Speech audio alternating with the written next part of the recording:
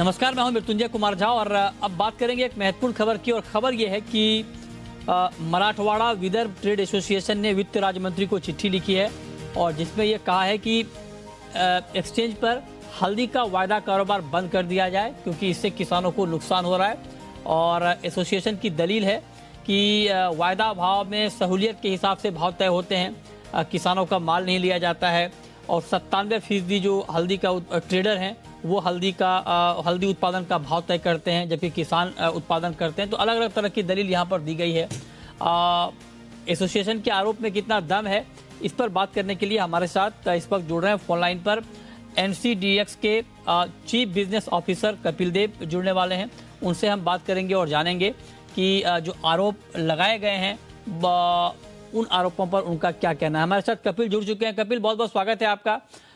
ये जो एसोसिएशन ने चिट्ठी लिखी है वित्त राज्य मंत्री को, ये कहा है कि किसानों को वायदा से नुकसान हो रहा है, वायदा ठीक तरीके से पारदर्शी नहीं है, ट्रांसपेरेंट नहीं है, प्राइस डिस्कवरी नहीं हो रही है, किसानों का माल नहीं लिया जा रहा है। उनके आरोपों में कितना दम है सर? धन्यवाद मृत्युंजय जी। आई थिंक ये एक तथ्यों से परे का एक लेटर लिखा गया है जो कि किसी भी पैरामीटर पे जो भी उसमें अंदर बोला गया है वैलिड नहीं है।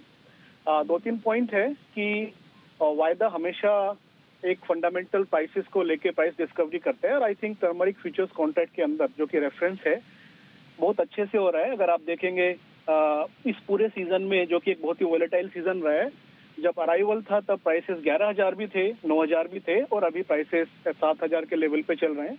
तो जिस तरीके से मार्केट का फंडामेंटल है उस तरीके से प्राइसेस बिहेव कर रहे हैं। हमें एक बार भी ऐसा नहीं लगा, अगर आप स्पॉट और फ्यूचर्स को देखेंगे, कि कहीं पे भी बहुत बड़ा वेरिएशन दोनों के बीच में क्रिएट हो रहा है और ऐसा कुछ दिख रहा है कि स्पॉट और फ्यूचर्स दोनों अलग अलग तरीके से बिहेव कर रहे हैं। आज हमारे साथ कपिल जी मराठवाड़ा विदर्भ ट्रेड एसोसिएशन के प्रेसिडेंट जुड़े थे और उनका कहना था कि स्पॉट में और फ्यूचर के प्राइस में करीब करीब 1,000 रुपए का गैप है जो कि गलत है। ये ठीक बात है सर? देखिए, बहुत सारे सेंटर पे हर जगह प्राइस का अलग अलग डायनामिक्स होता है, बट अगर हम जिस सेंटर से हम प्राइसेस को चलाते हैं और जिस सेंटर के प्राइसेस डिस्कवरी हो रहे हैं जो कि टर्मरिक के केस में निजामाबाद है, वहां पर इस तरह का कोई डिफरेंस एग्जिस्ट नहीं करता है और वायदा एक्चुअली बहुत ही रीजनेबल प्रीमियम पे जो कि फॉरवर्ड का एक प्रीमियम होता है उसके ऊपर पूरे सीजन में ट्रेड किया है। सेकंड में सर एक सवाल का जवाब आपसे और कि एसोसिएशन का ये आरोप है कि उनका माल नहीं लिया जा रहा है, मतलब किसानों का जो माल है वो एक्सचेंज पर नहीं लिया जा रहा है डिलीवरी के लिए। ये ठीक है क्या? देखिए, बहुत ही सरप्राइजिंग है ये, ऐसा नहीं है। बसमत हमेशा से हमारा बहुत एक्टिव सेंटर रहा है। अगर आप पिछले 2 साल को छोड़ दिया जाए तो 20% ऑफ टोटल डिपॉजिट हमारा बसमत सेंटर पे लगा है। तो माल नहीं लिया जा रहा है या फिर कोई ऐसी क्वालिटी पैरामीटर एक्सचेंज ने बनाई है जो कि जिसपे माल पास नहीं होता, ऐसा नहीं है। इस साल माल ही नहीं लगा है, सिर्फ 120 टन का माल हमारे सिस्टम में बसमत में आया जो कि किसी क्वालिटी पैरामीटर की वजह से नहीं लगा है। बट इम्पोर्टेंट ये समझना है मृत्युंजय जी कि हमने कोई पैरामीटर चेंज नहीं किया है बसमत के लिए पिछले 3 साल में।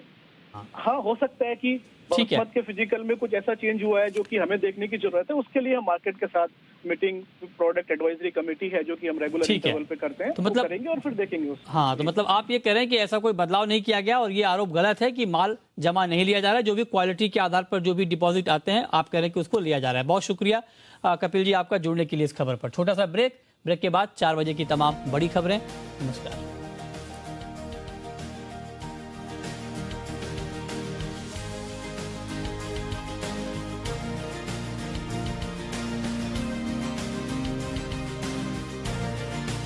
प्रायोजक Kamdhenu next double rib TMT bar, next generation interlock steel.